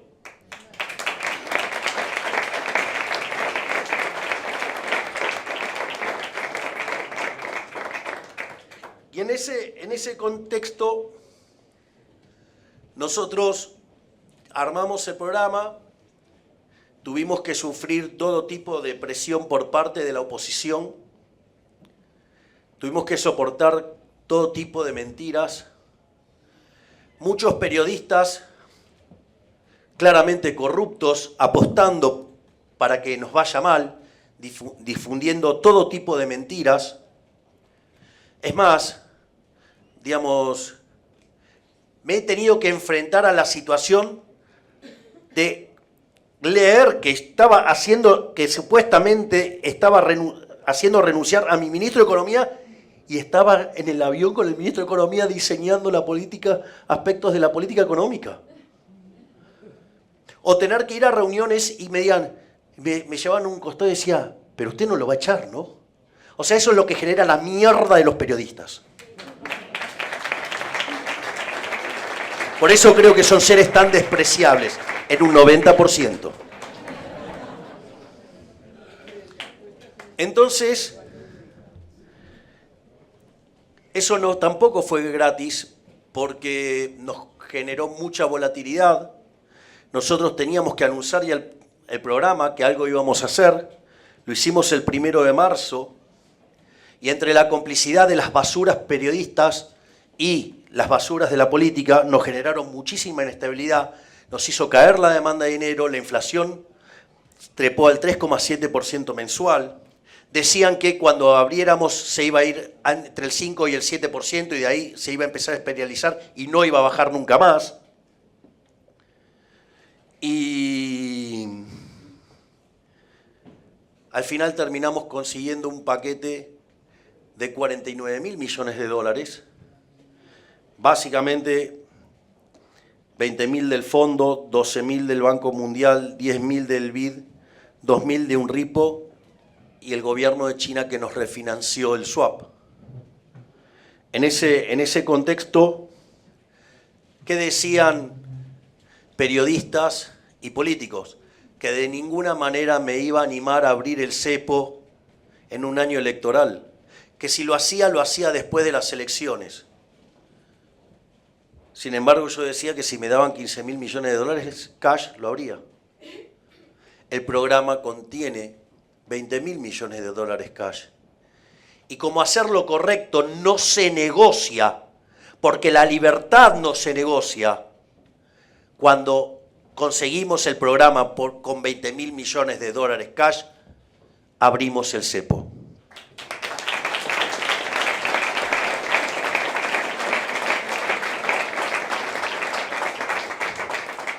También quiero hacer una nota de color sobre esto, el porqué de las bandas. La realidad es que Argentina es una sociedad que estuvo acostumbrada a vivir en la continua represión financiera en los últimos 90 años. A punto tal que, por ejemplo, está muy arraigado en que, digamos, los saltos en el tipo de cambio, es decir, una devaluación de la moneda, lleva a la aparición de la inflación.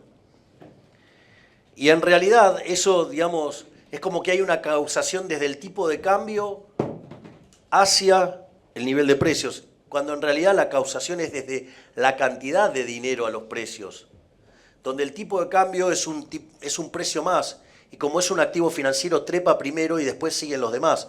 Digamos, o sea, si supieran el efecto Hume Cantillon, digamos, podrían verlo con claridad. Es decir, yo puedo tener una situación donde me cae la demanda de dinero en un arbitraje contra el dólar, entonces primero sube el dólar, después suben los transables, después suben los mayoristas, después suben los precios minoristas y por último los salarios. Por eso además también es altamente impopular la devaluación. Pero tiene que ver con un problema de lo que está ocurriendo en el mercado monetario. Porque si yo, por el motivo que fuera, decido demandar más dólares, o porque cambió mi preferencia, o porque hubo un cambio en el contexto internacional del mercado de divisas que lleva a que el dólar esté más caro, si yo me mantengo comprando la misma cantidad de dólares, ¿qué me va a pasar ahora? Una mayor proporción de mis ingresos los voy a tener que aplicar ahí. Eso significa que voy a tener que gastar menos en otros lugares. Y por ende esos precios van a caer. Es decir, si hubieran leído la economía en una lección de Hasley, lo sabrían, pero no leen.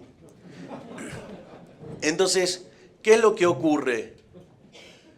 En ese caso no hay ningún tipo de problema y ahí queda claramente demostrado que no hay una causación desde el tipo de cambio al nivel de precios. Ahora bien, si el Banco Central en esa consideración supone que los precios no van a caer y emite, entonces aparece la emisión monetaria que convalida. Entonces, como llevamos 90 años de vivir en esa enfermedad, donde siempre hubo inflación, porque además la convalidación monetaria no es que venía después, ya se había generado antes financiando el déficit fiscal. Entonces, ¿cuál es el punto? El punto es que la gente había encontrado que había una relación entre el tipo de cambio y el nivel de precios. Y la realidad es que durante 90 años ese modelo le dio la razón. Es como si yo estuviera parado, digamos, en el momento que escribió Malthus y su modelo, y yo miro para atrás, si le doy la tarea a un econometrista, Malthus tenía razón. Y sin embargo, se equivocó ferozmente. Entonces, ¿qué es lo que ocurre? En ese contexto, básicamente, nosotros nos encontramos con que teníamos que explicar que la relación iba desde la cantidad de dinero a los precios, porque, digamos, la gente no tiene la culpa de lo que pasó durante los últimos 90 años. Entonces, teníamos que flotar, pero que la gente no tuviera miedo, es decir, que estuviera acotado el problema. Por eso las bandas, por eso un techo y por eso un piso. Pero vean que tanto el techo como el piso se mueven al 1% mensual. El techo crece al 1% mensual y el piso baja al 1% mensual. En el límite se van a un tipo de cambio libre. ¿Y de dónde salió esa idea? Digamos, o sea, por eso no hay nada más útil que una buena teoría. Si ustedes tuvieron la suerte de tomar algún curso de equilibrio general, ustedes se van a encontrar que, digamos, la primera parte de un curso de equilibrio general trabaja con funciones. Es decir, aplicaciones punto a punto para que ustedes puedan demostrar que el equilibrio existe, pero que además es único. La parte de la estabilidad es más fácil porque con suponer que los efectos directos son mayores que los cruzados alcanza y sobra, lo cual es bastante obvio. Es decir, es obvio que el precio del té pega más en el mercado del té que en el del café. Digo, no hay que ser un genio para eso. En ese sentido, básicamente, esa es la primera demostración de existencia que hacen con conjuntos acotados y demás, para poder aplicar un teorema de punto fijo.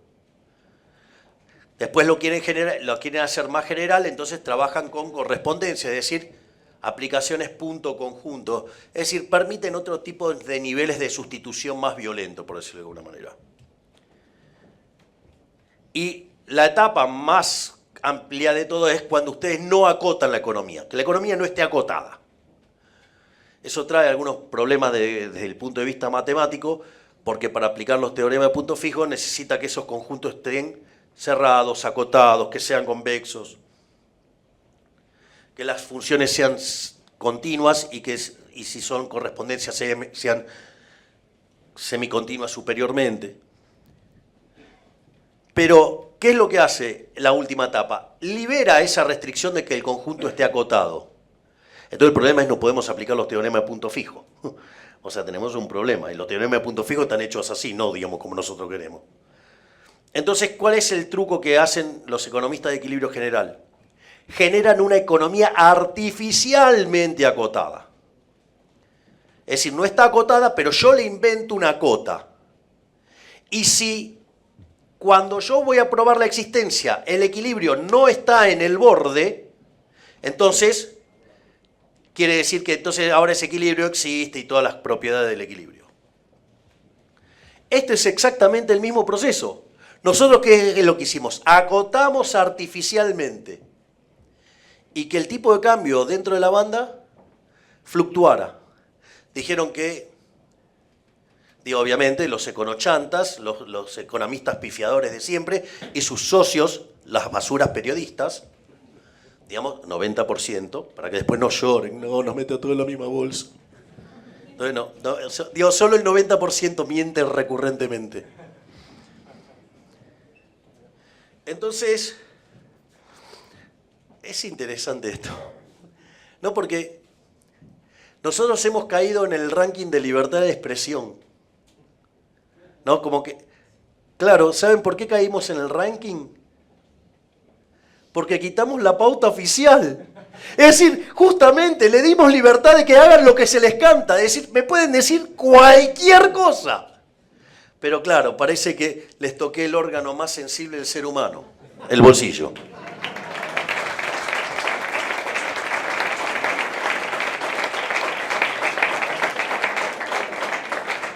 Entonces, después de decir que el tipo de cambio se iba a ir al techo de la banda, que íbamos a perder miles y miles de millones de dólares, que la inflación se iba a disparar, que se iba a ir a niveles del 5, del 7% y que después no iba a bajar más, el tipo de cambio bajó y está más cerca del piso que del techo. Es más, piensen esto, porque esto es bien básico. Digo, van Economía 1, aún estudiando de los libros básicos, ¿no? Entonces le grafican oferta, demanda, ¿no? Y entonces le ponen el caso de un precio mínimo. ¿Qué pasa cuando ponen un precio mínimo? Les queda un exceso de demanda y el precio en el mercado paralelo les queda arriba. Si ustedes liberan, ¿qué pasa? Se expanden las cantidades y el precio pasa, y el precio cae. ¿Qué pasó? Las cantidades transadas en el mercado de cambio aumentaron fuertemente y el precio fue a un punto intermedio, más cerca del piso que del techo. Punto para la teoría económica, otro gol en contra para periodistas y economistas mentirosos. Entonces, bueno, ya está, salimos del cepo. Bueno, ahora está todo bárbaro. Que empiece la dolarización endógena. No pasaba. No pasaba. Ahora habíamos abierto el cepo. Todo con no había saltado el tipo de cambio. No se había acelerado, digamos, no había pasado nada de todas las cosas que decían y no pasaba. Y entonces, hace poco mandamos una de las reformas más revolucionarias, que es la reparación histórica a los ahorristas argentinos, donde en Argentina hasta ese día todos éramos culpables de evasión fiscal, salvo que pudiéramos probar lo contrario. A partir de esta medida, somos todos inocentes hasta que la agencia de recaudación muestre lo contrario.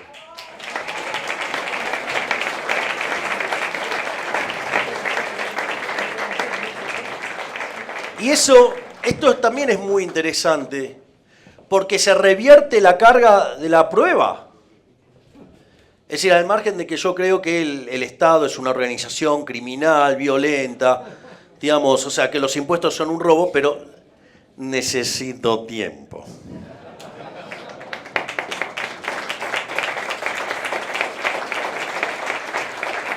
Les voy a comentar algo que también les va a gustar. Nosotros, hoy Argentina debe tener cerca de 450.000 millones de dólares de deuda. Y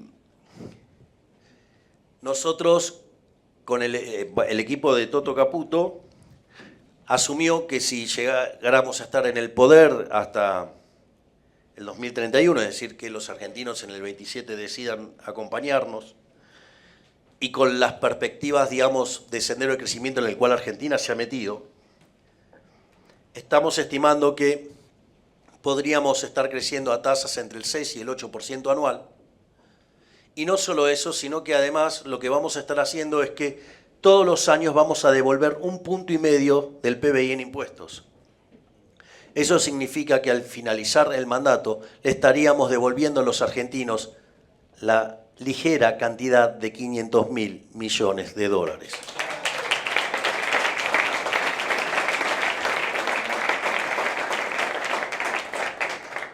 Entonces, yo voy a hacer una explicación muy simple de qué va esta cuarta transformación monetaria, que implicó hacer como 300, hubo que quitar 300 regulaciones. Y en ese sentido, básicamente ustedes cuando tienen que declarar ganancias, declaran ingresos y les hacen declarar un consumido. Entonces, ¿qué pasa? Supongan que ustedes ganaron 100, pero gastaron 400. Entonces, ustedes le tienen que informar a la agencia recaudadora que ustedes gastaron 400 también. Entonces, ¿qué es lo que pasa? No les cierra ahí un diferencial de 300. Entonces, ¿qué hacía la agencia recaudadora? También miraba la variación patrimonial, de modo tal de que si a ustedes el patrimonio no les caía en 300, los caía por ahí. Y había toda una serie de controles. Es decir, por ejemplo, cada vez que ustedes iban al supermercado, si la compra superaba el equivalente a $100, había que informarlo a la agencia recaudadora. Para que más o menos darse una idea del nivel de control soviético al que estábamos inmersos. ¿Cómo? La tiranía del control, me encantó. Y entonces, ¿qué es lo que hicimos nosotros? Quitamos que haya que declarar el consumido y la variación patrimonial. Y hoy, digamos, no hay que informar nada, salvo que ustedes gasten más que $50.000 por mes. De esa manera, ¿qué es lo que ocurre? Ustedes se van a encontrar con una situación que hoy los argentinos pueden sacar los dólares que estaban fuera del sistema y usarlos libremente. Y no va a haber forma bajo la cual la agencia recaudadora los pueda perseguir. Y esto es muy interesante porque básicamente lo que permite es que entonces ahora los individuos puedan monetizar la economía cuando y como quieran. Es decir, lo único que van a tener que hacer es sacar los dólares del colchón cuando quieran, como quieran, de la manera que quieran. Es decir, van a poder utilizar todo ese ahorro libremente, van a poder disponer del fruto de su trabajo libremente y nadie los va a perseguir.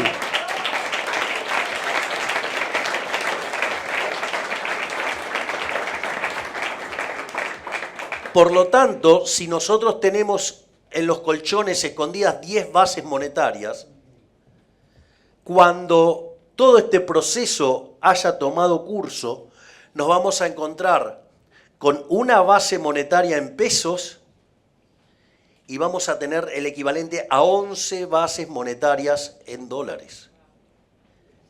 Por lo tanto, dolarizar y cerrar el Banco Central va a ser tan fácil como un chasquido de dedos.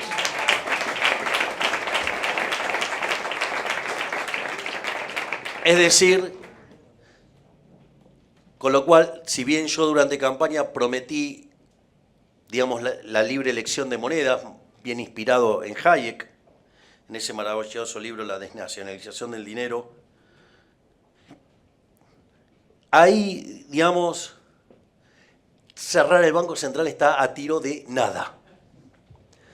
Pero, dicho esto, o sea, no he negociado ninguno de mis postulados. Y lo que quiero hacer para cerrar esto, porque yo solía decir que, digamos, el primer gobierno de Menem había sido el mejor gobierno de la historia argentina. Durante ese gobierno se tuvo un programa de estabilización muy exitoso, que fue la convertibilidad, y se hicieron 100 reformas estructurales. Nuestro programa de estabilización está haciendo que la inflación baje mucho más rápido que la convertibilidad, pero con algunas cosas bastante distintas. Primero nunca hubo control de precios, ni llamamiento a reordenar, ni digamos, a disciplinar. No hubo una hiperinflación previa que dejara los saldos reales tan abajo que la propia remonetización y recuperación de la demanda de dinero permitiera estabilizar más rápido. No se controló el tipo de cambio, que es un atajo para que eso fuera muchísimo más rápido. No solo eso, no se expropiaron derechos de propiedad. Es decir, Argentina cumplió con los acreedores que se les debía la deuda de las importaciones. Argentina cumplió con los acreedores que tenía el Banco Central. Argentina cumplió con el Fondo Monetario Internacional y Argentina también honró la deuda con el mercado. Es decir, hicimos todo esto sin generar una sola expropiación. Respetamos el derecho de propiedad a rajatabla.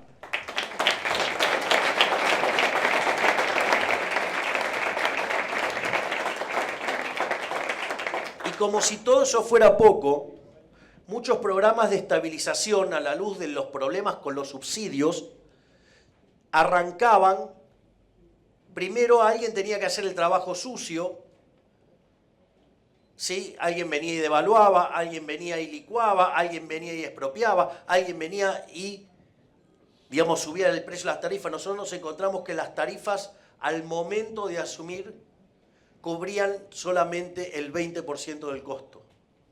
Las tarifas reguladas, ¿no? Hoy se cubre el 100%.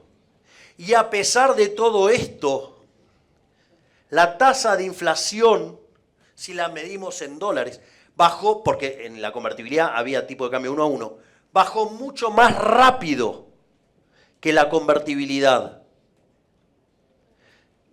Es más, como les decía, la inflación consumidor llegó a tocar niveles del 300% anual y hoy viaja al 20% anual y va a desaparecer a mitad del año que viene. Pero es más, si ustedes miran la inflación mayorista, que es la que se anticipa, la que venía viajando al 54% y que tocó picos de 500, 600 interanual, es probable que este mes la inflación mayorista que se va a comunicar en el martes que viene arranque con 0. Es decir, que vamos a estar pasando de niveles del 500, 600% a niveles de menos del 10% anual. Y todo esto respetando el derecho de propiedad. No hemos vulnerado a nadie. Todo hecho en libertad. Y si además de eso sumamos que hicimos 2.500 reformas estructurales, no solo que tenemos un programa antiinflacionario entonces que fue mejor que la convertibilidad, sino que además es 25 veces más reformista solo en un año y medio, con el 15% de la Cámara de Diputados y 10% de la Cámara de Senadores. Por más que no le guste a los econochantas, por más que no le guste a los periodistas, somos el mejor gobierno de la historia. ¡Viva la libertad, carajo! ¡Viva la libertad, carajo! ¡Viva España! ¡Viva Argentina! ¡Viva la libertad, carajo! ¡Viva la fuerza del cielo!